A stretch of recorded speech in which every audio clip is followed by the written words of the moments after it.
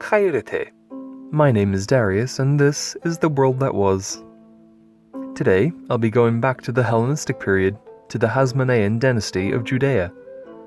The recipe in question is a simple honeyed hen, recorded by Seleucid accounts of a feast held by one of the ruling elite, in the 1st century BC. Though the original recipe refers to it very plainly as just chicken with honey, I'm going to be recreating it today based on our knowledge of contemporary dining habits in the region. In any case, let's now take a quick look at the world that was. To begin with, we need to season our chicken. Do this by sprinkling some salt, some freshly ground black pepper, some freshly ground coriander, and some freshly ground cumin on top of your chicken before rubbing it in with your hands. If you're not squeamish, that is. I use some skin-on, bone-in chicken thighs, but really any cut of chicken would work well here, including whole chickens. In antiquity, chicken would have been eaten alongside wildfowl, such as duck, and even domesticated doves or pigeon.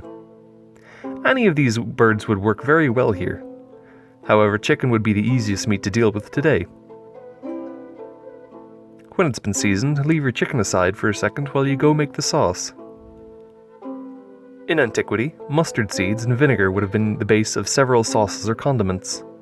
You can easily do this here, but a much better and perhaps more tasteful solution would be to use pre-made whole grain mustard, like what I'm using here. In any case, add about a tablespoon or two's worth of mustard into a bowl, along with a good glug of olive oil. On top of this, add an equal amount of honey, along with a few crushed cloves of garlic. Mix all of this together into a very thick sauce.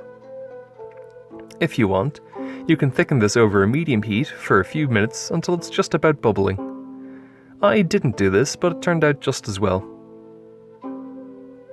Toss your seasoned chicken into a lightly oiled baking dish. Pour over your sauce and try to spread it around evenly. If you want to, you could even place your chicken into a Ziploc bag along with the sauce and leave it to marinate overnight in the fridge. Fridges obviously were not around in antiquity, so this wouldn't have been an option back then. However, today it really amps up the flavour.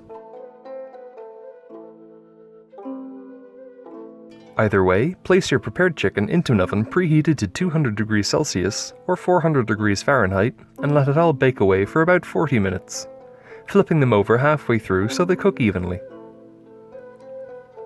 Take the chicken out when they're browned and cooked through. Serve up warm on a bed of edible greens such as rocket.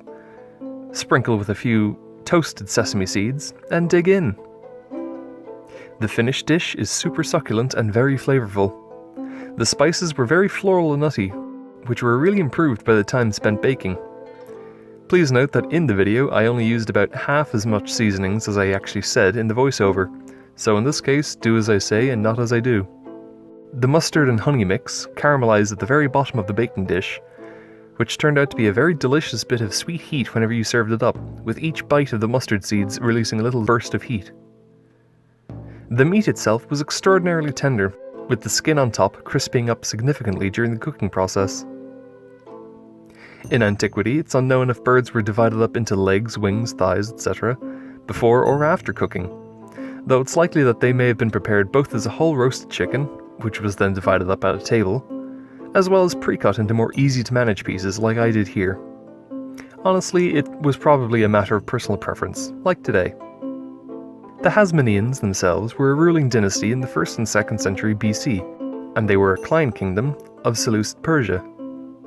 Due to its location, Judea took on a fusion of culinary styles from the Mediterranean world, the Mesopotamian world, and the Arab world, which resulted in a very unique culinary trend that persevered through antiquity to today.